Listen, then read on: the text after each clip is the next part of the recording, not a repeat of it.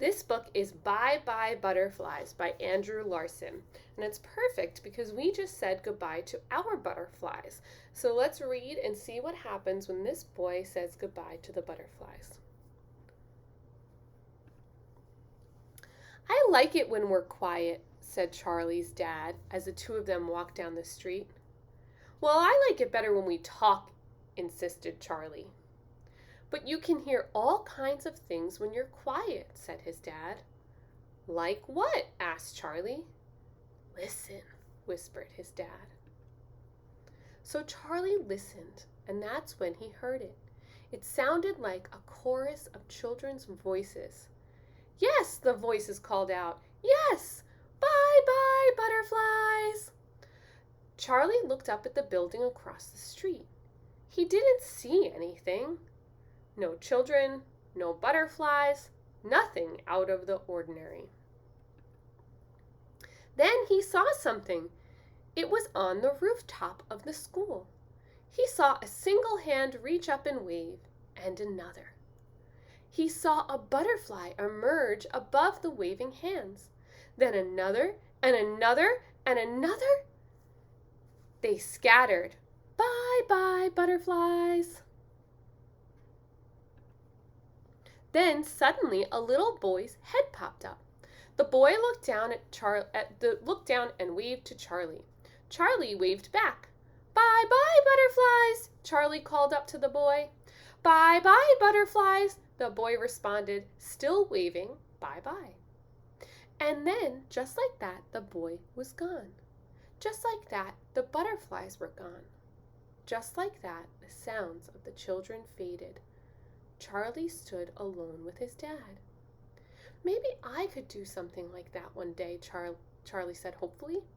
Maybe, said his dad, smiling. They continued walking silently. A few months later, Charlie started school. He forgot all about the butterflies. He was too busy doing somersaults in the gym and learning to sit during story time. Fall turned into winter, and winter turned into spring. When Charlie's class returned from spring break, a package had arrived for them. It had a bright red sticker on it. Live contents. Open immediately. That's what our box said too. Inside the package were tiny jars. Inside the jars was some special goop, and inside the goop were tiny caterpillars. You are all butterfly scientists now, said Miss Kathy. Each of these tiny caterpillars will grow into a butterfly. It is your job to help them grow and watch for the changes that take place. What are we going to do with them when they grow into butterflies? Asked Sophie. We will let them go free, answered Miss Kathy. Then Charlie remembered. Bye-bye, butterflies. Over time, the caterpillars ate the goop. They grew and grew until they were big and fuzzy.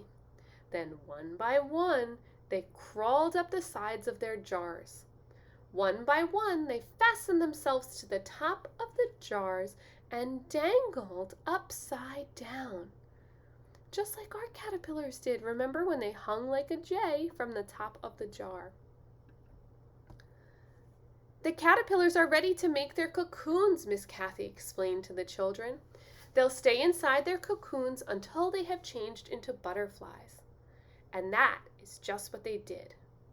The next morning, the children came to school and discovered that the jars were gone. In their place was a big glass terrarium.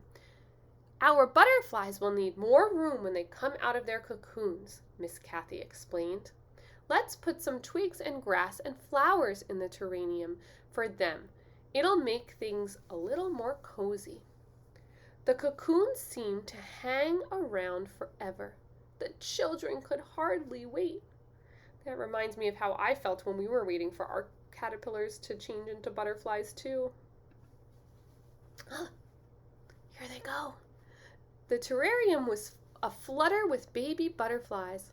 Our new friends will be with us for just a few days, said Miss Kathy. Then we will need to release them. After a few days later, it was time. "Today's the day," said Miss Kathy. "They're going to go free. You've all done a great job looking after our butterflies." The children felt a little happy and a little sad all at once. "I wish we could keep the butterflies forever," said Sophie. "I know," said Charlie, "but just wait and see."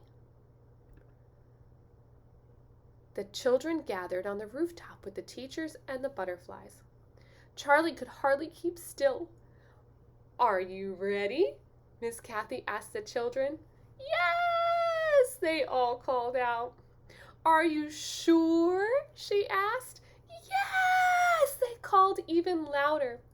"Then let's get ready to say goodbye," she said. The children raised their hands and began to wave. Miss Kathy opened the lid of the terrarium, and the butterflies fluttered up, up, up, and away. "Bye, bye, butterflies," sang the children. "Bye, bye." Charlie walked over to the safety rail at the edge of the rooftop.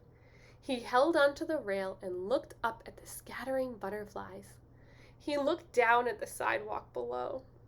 A boy stood there beside his father. The boy looked up and Charlie waved.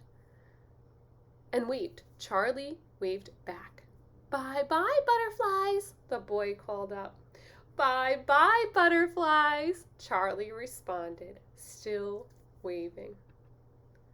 And then there's some information about how to draw Charlie here and how to draw butterflies.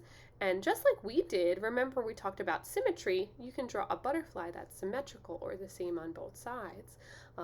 And you can do your life cycle today as well. You can draw your life cycle.